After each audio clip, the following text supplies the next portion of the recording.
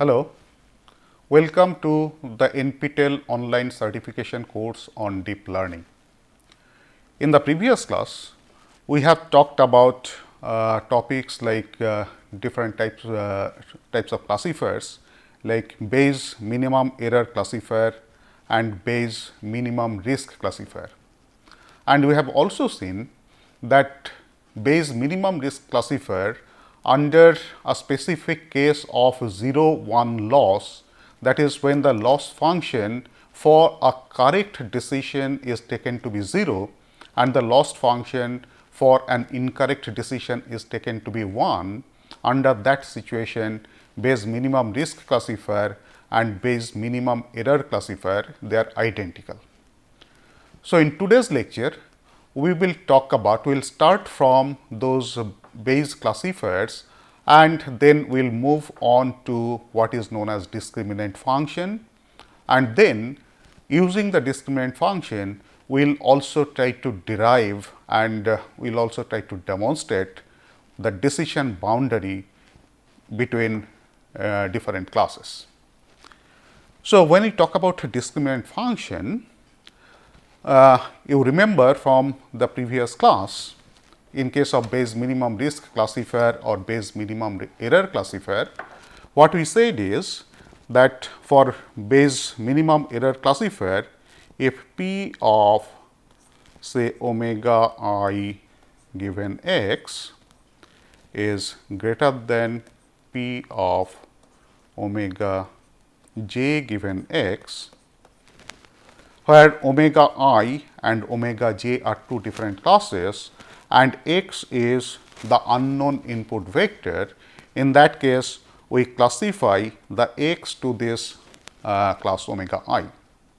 And if I expand this, p of omega I given x is nothing but p of x given omega I multiplied by the a priori probability p of omega I, where p of x given omega I is what is known as the class conditional probability density, p of omega I is the a priori probability, and p of omega I given x is the a posteriori probability, based on which we make the decision that whether this unknown vector x should be classified to class omega I or it should be classified to class omega j. So, obviously, if p of omega I given x is greater than p of omega j given x, then it is more likely or more probable that your unknown feature vector belongs to class omega I. And this is what we had derived in our previous lectures using Bayes minimum error classification rule. And then Bayes minimum risk classification, what we had said is for an unknown feature vector x, if we take an action alpha I, then the risk involved is given by r of alpha I given x, and which we said that this is nothing but lambda alpha I given omega j into p of omega j given x. You take the summation over this for all the classes omega j. So, for every action alpha I, if I have say c number of actions, so I varies from 1 to c.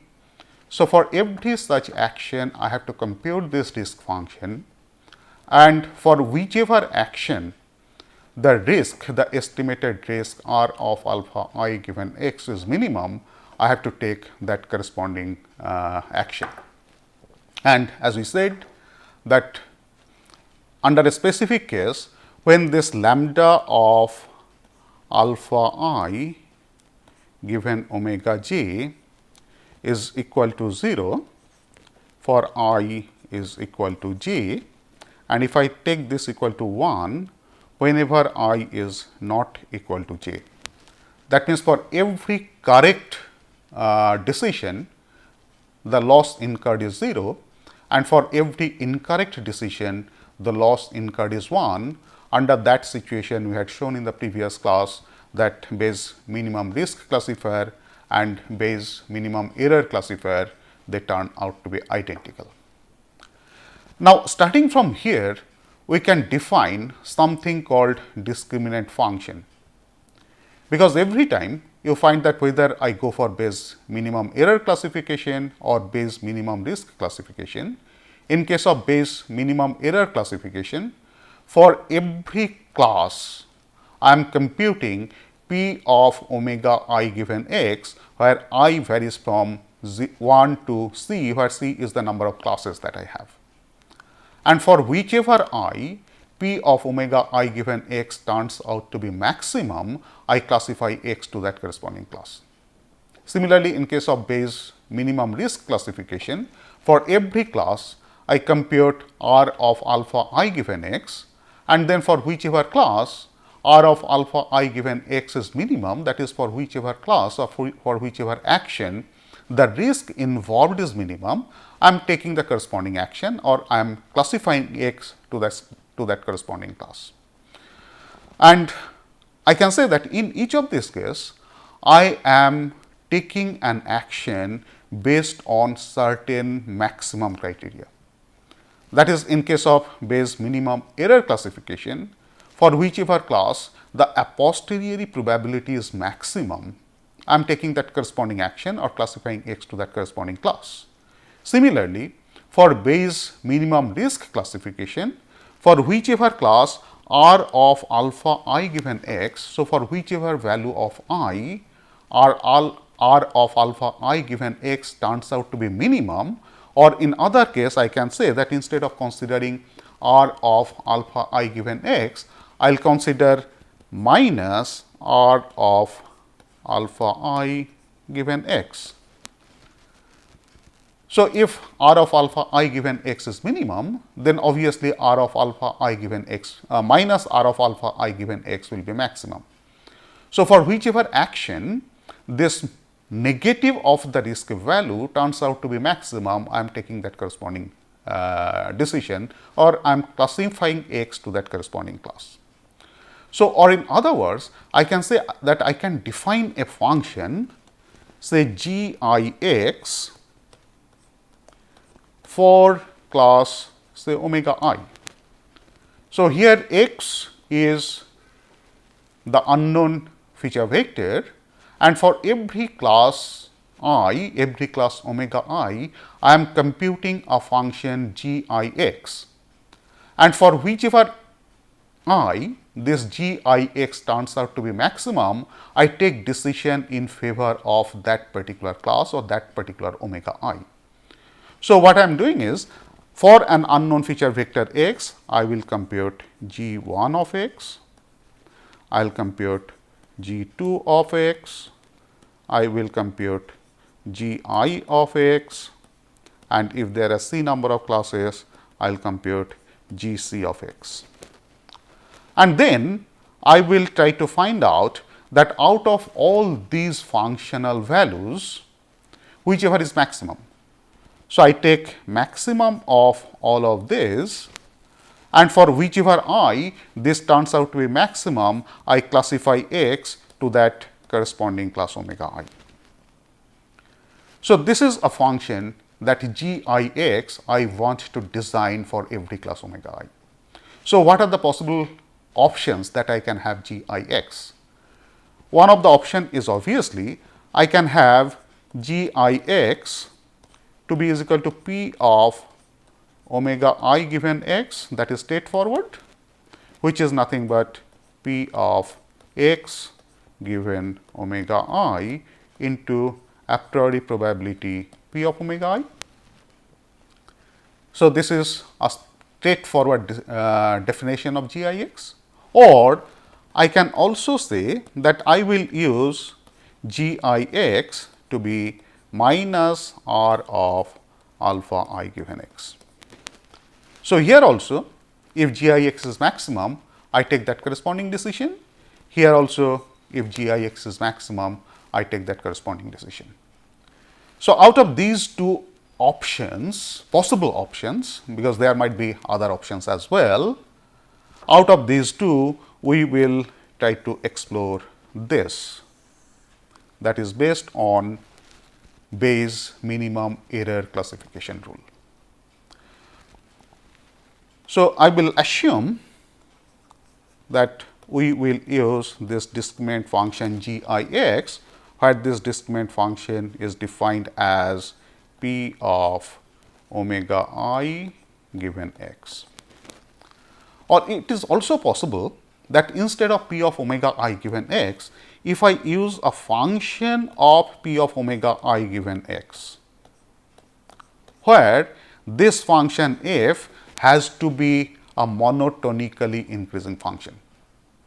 That means, if P I given x is greater than P of omega j given x, this should imply that f of P of omega I given x should be greater than f of P of omega j given x. Let me rewrite this.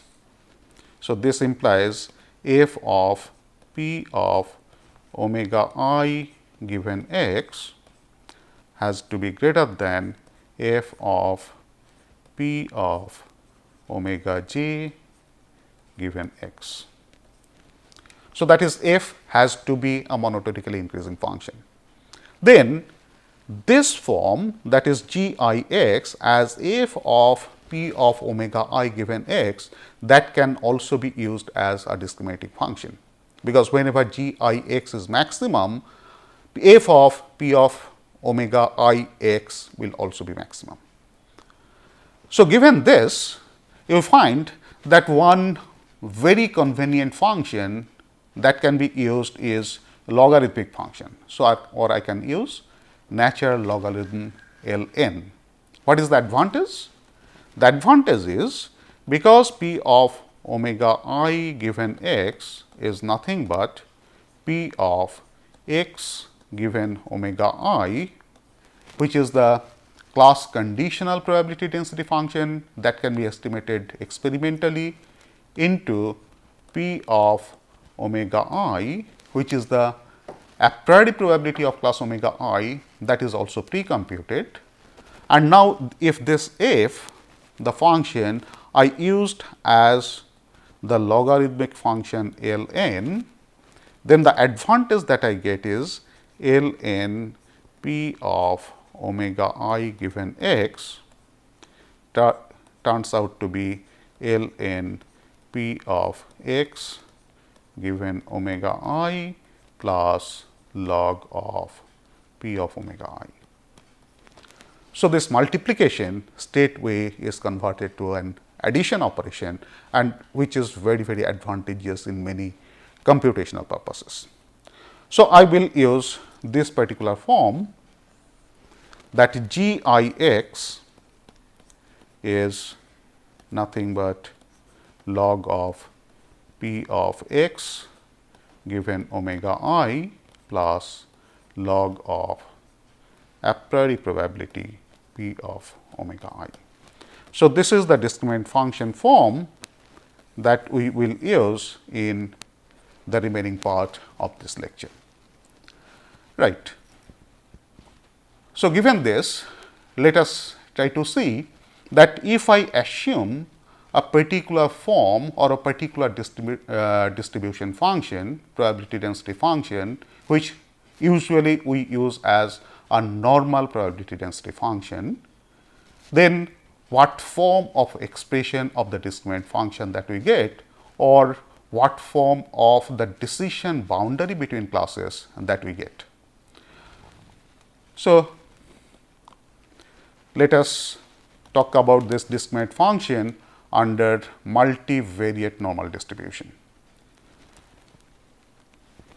So, we all know that the normal distribution, if I have a single variable, say p x, is given by 1 over square root of 2 pi sigma e to the power minus x minus mu square upon 2 sigma square. This is the normal density in case of a single variable x or scalar variable x, where this sigma is nothing but standard deviation and sigma squared is the variance and mu is the mean. And you all know that the typical form of this is, if I plot x and p x, the typical form is like this, where this is what is your the mean of x, that is mu, and the spread of this envelope depends upon the value of sigma or sigma square. So, if sigma is low or the sigma square is low, then I will have a distribution something like this. If the sigma square is high, then the distribution will be flat of this form. So, this is the form that I get when x is a single variable or it is a scalar variable. But in our case, since we are talking about feature vector which describes an object, and the feature vector consists of multiple number of features, where every feature captures some property or some attribute of the object. So, those features may be computed from the shape of the object, they might be computed from the color of the object, they might be computed from the intensity of the object, they might be computed from the texture of the object, and various such different properties are put together in the form of a vector or a feature vector. So, the type of distribution that is important in our case is not a single variate distribution, but it is a multivariate distribution. So, in our case, I have a feature vector x, and let me assume that the dimension of the feature vector is d. So, it is a d dimensional feature vector, where d is the number of components or the number of features which are packed into this feature vector x. So, given this, the multivariate probability density is now given by p of x, which is 1 over 2 pi to the power d by 2. Then instead of variance, now I have multiple variables. So, what I have is a covariance matrix. So, sigma is the covariance matrix. You take the determinant of that and square root of the determinant into exponential minus half x minus mu transpose sigma inverse into x minus mu. That is what is the normal distribution, form of normal distribution in case of multivariates or in case of vectors. Now, what we are interested in, or the expression that we have that contains x given omega I, that is the class conditional probability density. And we said earlier that we get this class conditional probability density by taking the feature vectors x from class omega I.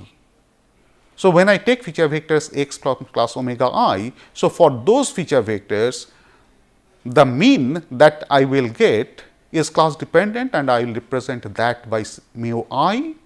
Similarly, the covariance sigma, the covariance matrix sigma that I compared will also be on for that particular class omega I. So, I will also represent this as covariance matrix sigma I. So, what I will do is I will put this class conditional probability density function, express it in the form 2 pi to the power d by 2. Now, this sigma actually becomes sigma I, because this is for class omega I, square root of that into exponent minus half x minus, now this mu becomes mu I it is for ith class, transpose sigma becomes sigma I. So, it is sigma I inverse into x minus mu I. So, this is my multivariate probability density function, where sigma I is the covariance matrix computed over all the feature vectors, which we call as training vectors, because using those vectors I am computing sigma I and mu I. So, it is the covariance matrix computed using those feature vectors taken from class omega I. Mu I is the mean of those feature vectors taken from class omega I. Now, given this, the way we have defined g I x is equal to log of p omega I given x plus log of a priori probability p of omega I. Now, you find that p of omega I given x is nothing but 1 over 2 pi to the power d by 2, then sigma I square root of this exponential minus half x minus mu I transpose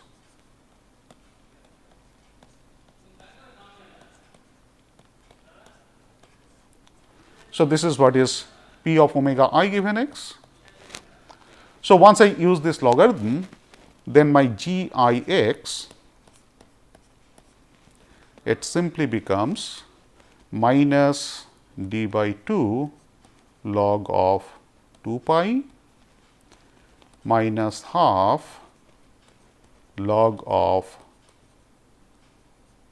sigma I minus half of x minus mu I transpose sigma I inverse x minus mu I. Okay. Plus, of course, I have this log of p of omega I. From here, you find that d by 2 log of 2 pi, this particular term is independent of the class, because there is no term like subscript I over here. So, this minus d by 2 log of 2 pi, this does not differentiate between an ith class and a jth class. So, easily I can conveniently ignore this particular term minus d by 2 log of 2 pi. So, that simplifies my g I x as minus half log of p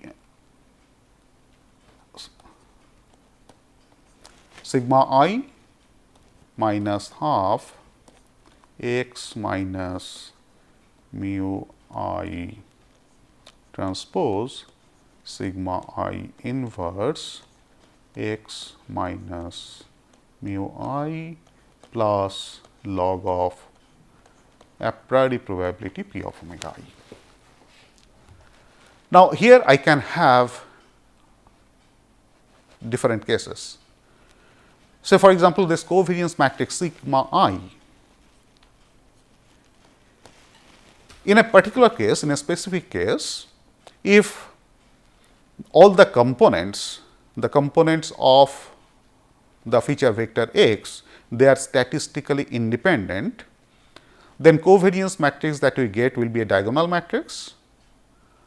And if every component has same variance, then this covariance matrix sigma I will be of the form sigma squared I.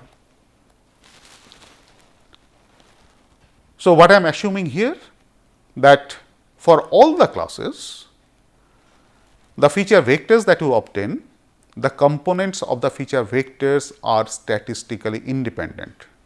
So, that means, if I try to compute the variance involving say ith component and jth component, because they are statistically independent, so that variance will be equal to 0, which leads to the covariance matrix to be a diagonal matrix, where only I will have diagonal elements to be non-zero and all the off diagonal elements will be 0. And then again, if I assume that all those components, for all those components the variance is same, in that case all the diagonal elements which are non-zero, they will be equal. So, that ultimately leads to the covariance matrix to be of the form the sigma square I. And I am assuming this to be same for all the classes. That means, for every sigma I have this covariance matrix. For every omega I, the covariance matrix sigma I is of the form sigma square I. So, this sigma square is again same for all the features across the classes.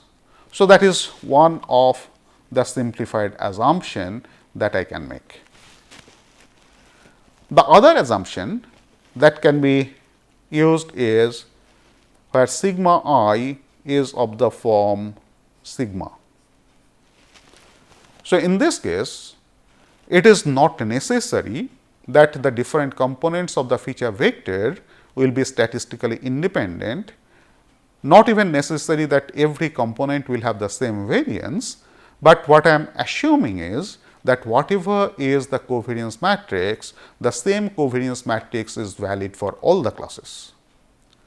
So, this is a simplified condition, condition 2. And the third one, where I have the most general case that every class will have its own covariance matrix. That is, the covariance matrix of one class need not be same as covariance matrix of other classes. So, that is the most general case, which is case 3.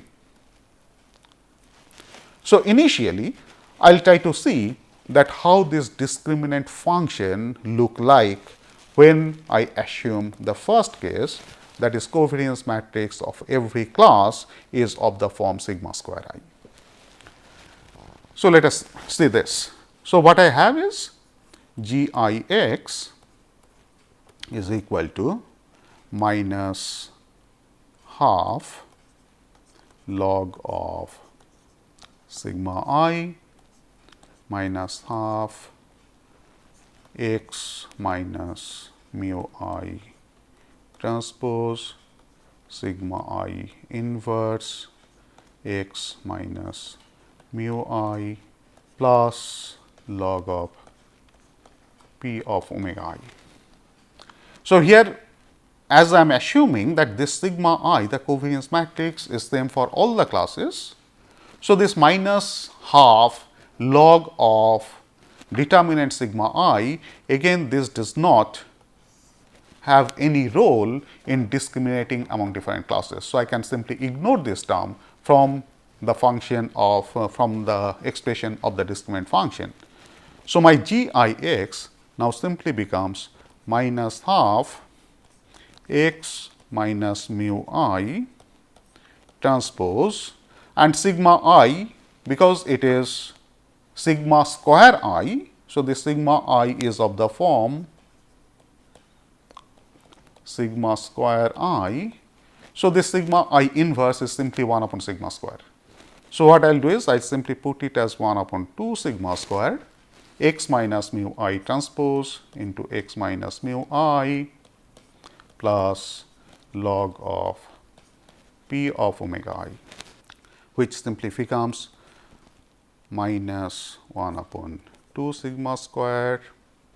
If I expand this, it becomes x transpose x minus twice mu I transpose x plus mu I transpose mu I plus log of p of omega I. In this expression again, this x transpose x is class independent, right. So, again this term does not contribute to discrimination. So, I further simplify this as minus 1 by 2 sigma square, what I have within the bracket is minus 2 mu I transpose x plus mu I transpose mu I plus log of p omega I. You simplify this, it simply becomes mu I transpose 1 upon sigma square mu I transpose x minus 1 upon 2 sigma square mu I transpose mu I plus log of p of omega I, which I can write in the form